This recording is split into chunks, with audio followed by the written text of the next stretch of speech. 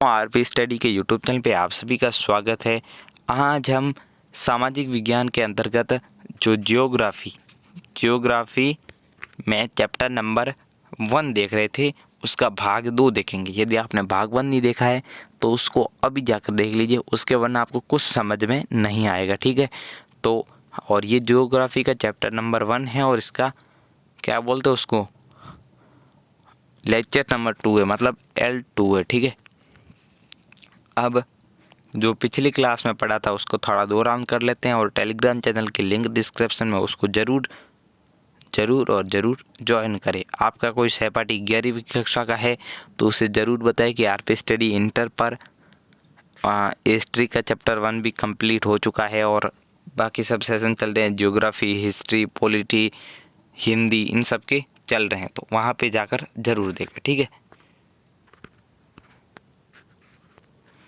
देखो हमने पिछली क्लास में देखा था कि संसाधन किसे कहते हैं। तो ऐसे हमारे पर्यावरण में उपलब्ध प्रत्येक ऐसी वस्तु जो हमारी आवश्यकताओं को पूर्ति करे और क्या उसके लिए उसको प्राप्त करने के लिए हमारे पास टेक्नोलॉजी हो और आर्थिक रूप से संभाव्य हो, सांस्कृतिक रूप से मान्य, उसे संसाधन कहते हैं। हमारे पर्यावरण में उपलब्ध वो होनी चाहिए। और ये देखो यहाँ पे भौतिक, पर्यावरण, प्रौद्योगिकी और संस्थाएं तीनों जुड़ी है किससे? मानव से। इसलिए मानव आर वेरी इंपॉर्टेंट। ठीक है, आगे हमने क्या देखा था कि उत्पत्ति के संसाधनों को 4 प्रकार बांटा है। उत्पत्ति, समापत्य, स्वामित्व और विकास के आधार पर। उत्पत्ति के आधार पर 2 प्रकार, जैव और अजैव। समापत्य के आधार पर नवीकरण योग्य और अनवीकरण योग्य। स्वामित्व के आधार पर व्यक्तिगत, सामुदायिक, राष्ट्रीय, अंतर्राष्ट्रीय और राष्ट्रीय। विकास के आधार पर संभावी, विकसित, भंडार और संचित कोष। ठीक है, ये भी आई थिंक क्लियर हो गया होगा। नेक्स्ट हमने एक डायग्राम देखा था, वो हमारी बुक में है। संसाधनों को 2 प्रकार बांटा, मानवीय और प्राकृतिक। प्राकृतिक को भी 2 भागों में और नवीकरण और अनवीकरण योग्य। सतत, इसमें सतत में हो जाएगा नदी, पवन, ये सब। और जैव में आ जाएगा वनस्पति और वन्य जीव। और इसको जो रिसाइकल कर सकते हैं, अनवीकरण को धातुओं को रिसाइकल करते हैं और अधातुओं को अधातु नहीं, जीवाश्म ईंधन को रिसाइकल नहीं कर सकते। ठीक है, तो ये सभी देखा था। अब इतना डिटेल में नहीं बता सकते क्योंकि पिछला लेक्चर देखा नहीं आप लोगों ने। जिन्होंने देखा बहुत अच्छी बात है। ठीक है, अब देखो अब क्या है कि जैव और अजैव क्या है। तो देखो जैव किसे कहते हैं कि हमारे पर्यावरण में उपलब्ध नहीं ऐसे संसाधन जो हमें जैव मंडल से मिलते हैं, मतलब सजीव चीज़ों से मिलते हैं, उसे कहते हैं जैव संसाधन। जैसे मनुष्य एक जैव है, सजीव है चीज़। वनस्पति, सारी वनस्पतियाँ सजीव होती है और मछलियाँ सजीव होती है। अजैव किसे कहते हैं? ऐसे संसाधन निर्जीव वस्तुओं से मिलते हैं। उदाहरण के लिए मिट्टी, हवा, पानी, ये सभी निर्जीव चीज़ों से मिलते हैं। ठीक है,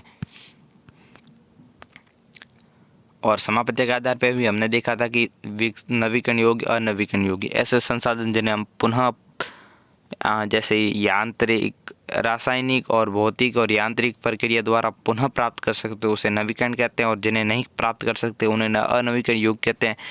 और अनवीकरण योग्य संसाधन को हम पुनः रिसाइकल भी कर सकते हैं। ठीक है, ये सब आपको पता होगा क्यों पिछला लेक्चर आपने देखा अच्छे से। अब आगे ठीक है, अब हम पढ़ेंगे डिटेल से कि आ गया कि स्वामित्व के आधार पर मैंने आपको पहले ही बताया था कि संसाधन 4 प्रकार के होते हैं। व्यक्तिगत, सामुदायिक, राष्ट्रीय और अंतर्राष्ट्रीय। व्यक्तिगत में क्या होते हैं? पर्सनल। वैसे संसाधन व्यक्तिगत संसाधन कहलाते हैं जिनका स्वामित्व तो निजी व्यक्तियों के पास होता है। जैसे खुद का घर होता है, खुद का खेत होता है, और ये सभी होते हैं इसके एग्जाम्पल्स। ठीक है, सामुदायिक किसे कहते हैं कि ऐसे संसाधन सामुदायिक संसाधन कहलाते हैं जिनका स्वामित्व समुदाय या समाज के पास होता है। उदाहरण के लिए चारागाह, तालाब और पार्क हो गया और शमशान घाट हो गया। ठीक है, राष्ट्रीय कौन से होते हैं? ऐसे संसाधन राष्ट्रीय संसाधन कहलाते हैं जिनका स्वामित्व राष्ट्र के पास होता है। यानी जैसे हमारे प्यारे भारत की बात करें तो भारतीय सरकार के पास उनका कंट्रोल होता है। जैसे सड़क हो गई, सरकारी ज़मीन हो गई, इन सब में। ठीक है, नेक्स्ट क्या है? अंतर्राष्ट्रीय संसाधन। देखो यहाँ पे आप सोचो कि सर भाई के जो घर और खेत हो गया, ये हो गया पर्सनल। और फिर कि जो शमशान घाट, पार्क, ये सब हो गया सामुदायिक। और किसी भी देश से के अंदर जो वस्तु है जो इन दोनों के नहीं है वो राष्ट्र की है, ठीक है। तो इस दुनिया में तो लगभग क्या सभी देश ही हैं, और सभी देश ही हैं तो फिर उसके ऊपर उनका कंट्रोल हो गया। तो पीछे रहा क्या, तो पीछे सज्जनों जिन्होंने गैस कर लिया तो बहुत अच्छी बात है, नहीं किया तो नालायकों करो। आपको ये नहीं पता कि समुद्र है, फिर आप वे सर समुद्र में तो वे जिस देश की तटीय सीमा उसकी टच होती है तो वहाँ पर वे मछलियाँ पकड़ते हैं, तो उन्हें तो कोई परमिशन नहीं होती। उसके लिए जो भी राष्ट्र होती है उसकी तटीय सीमा से 200 नॉटिकल मील तक वो इसकी राष्ट्रीय सीमा होती है। और उसके बाद होती है वो अंतर्राष्ट्रीय संस्था। अंतर्राष्ट्रीय संस्थाओं के अंतर्गत होते हैं, उन्हें कहते हैं अंतर्राष्ट्रीय संसाधन, ठीक है। तो समुद्र जो तटीय रेखा हमारे भारत की, देखो भारत का कैसे है कि यहाँ पे देखो, मैं आपको 2 सेकंड रुक जाओ,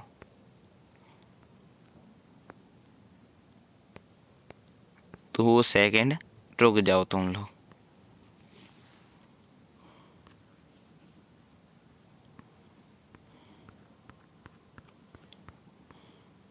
देखो भारत की देखते हैं तो जब तट सीमा की बात आती है तो यही है, ठीक है। और पानी का रंग होता है नीला, ये सब यहाँ पे पानी। तो मेरी बात सुनो कि जो यहाँ से लेकर यहाँ, मान लो कि यहाँ तक 200 नॉटिकल मील है, तो यहाँ तक तो अपना भारत का है। और ऊपर मान लो पाकिस्तान आ गया तो पाकिस्तान का भी यहाँ तक है। पर जहाँ यहाँ से ख़त्म हो जाता तो ये किसका हो गया, तो ये हो गया अंतर्राष्ट्रीय संस्थाओं का, ठीक है। तो ये किसका हो गया, अंतर्राष्ट्रीय संस्थाओं का। और अंतर्राष्ट्रीय संस्थाओं मतलब अंतर्राष्ट्रीय संसाधन के अंतर्गत आ गया, और उसका नियंत्रण अंतर्राष्ट्रीय संस्थाएं करती हैं, ठीक है। वेरी इंपॉर्टेंट है, आपको समझ आ गया तो बहुत अच्छी बात है, मैंने आपको प्रैक्टिकली समझा दिया। इन चारों को कौन कौन समझ पाया है या नहीं है वो तो कमेंट करके आप खुद को बताना है। नहीं समझ आया तो अगले क्लास में ज़रूर बता देंगे और रिवाइज भी कर लेंगे। आज थोड़ा धीमे ही पढ़ा रहे हैं। अब ये देखो, ये लोगो भाई साहब थोड़े ऊपर आ गए। अब यहाँ तो ये इनको नीचे नहीं बेच सकते। अब ये मैं यहाँ पे जो छपा हुआ वो मैं बता दूंगा, ठीक है। संभावी, विकसित, भंडार और संचित कोष 4 प्रकार के होते हैं संसाधन विकास के आधार पे। संभावी किन्हें कहते हैं कि किसी भी देश या क्षेत्र में कुछ ऐसे संसाधन होते हैं जिनका उपयोग वर्तमान में नहीं किया जा रहा है और उनकी संभावना है, तो उसे संभावी संसाधन कहते हैं। जैसे देखो, कुछ ऐसे संसाधन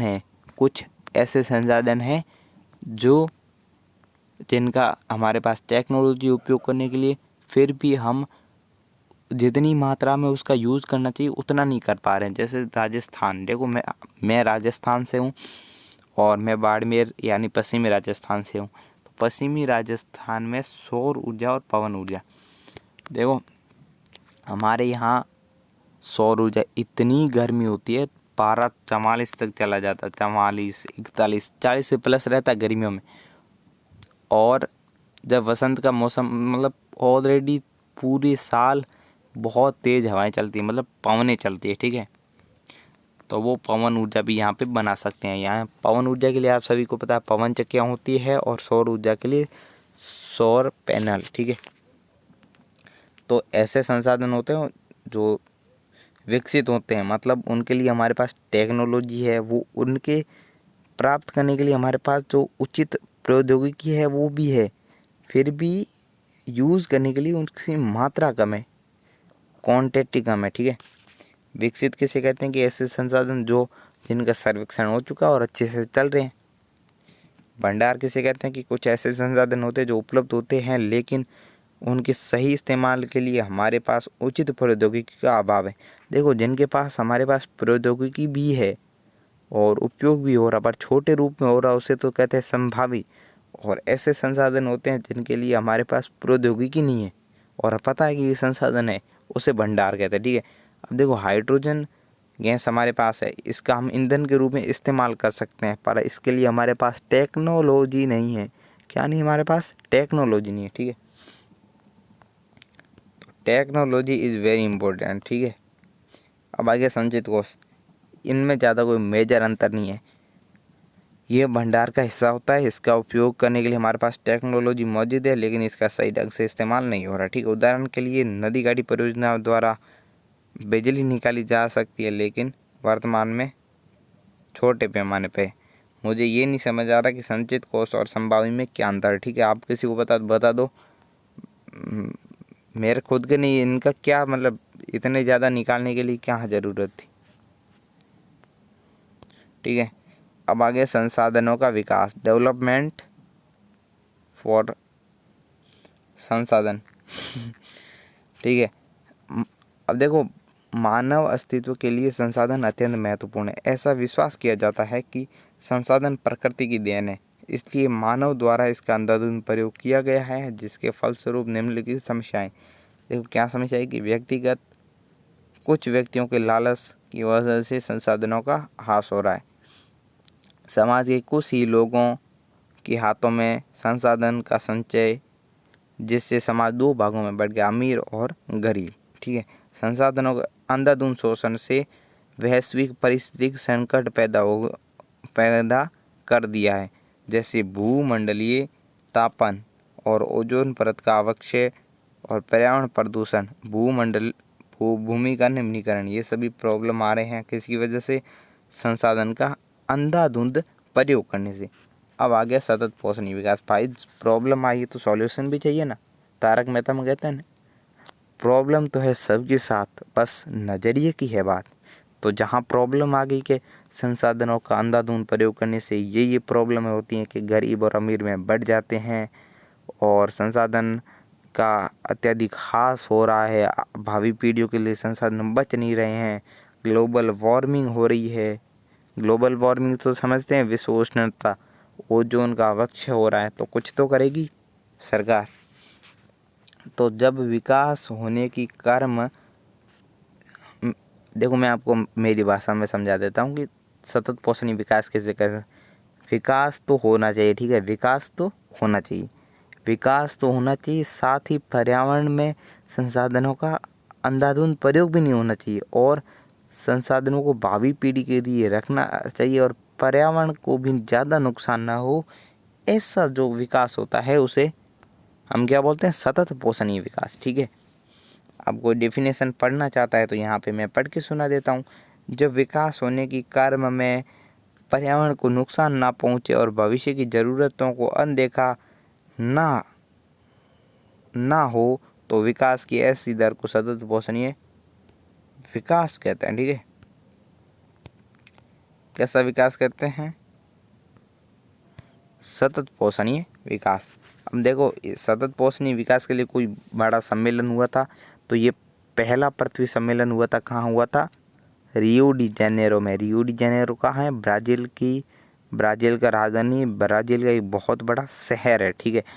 और ये कब हुआ था, 1992 में हुआ था, रियो डी जेनेरो पृथ्वी सम्मेलन 1992 में, ठीक है। अब इसमें क्या हुआ कि संसाधनों का सही इस्तेमाल के लिए सतत पोषणीय विकास के मुद्दे पर, तारीख ध्यान रखना, जून 1992 में 100 से अधिक राष्ट्राध्यक्ष ब्राज़ील के शहर रियो डी जेनेरो में प्रथम पृथ्वी सम्मेलन में एकत्रित हुए। 21वीं सदी में सतत पोषणीय विकास के लिए एजेंडा 21 को स्वीकृति मिली, ठीक है। समझ गए कि भाई पर्यावरण में संसाधनों का विवेकपूर्ण उपयोग करने के लिए ब्राज़ील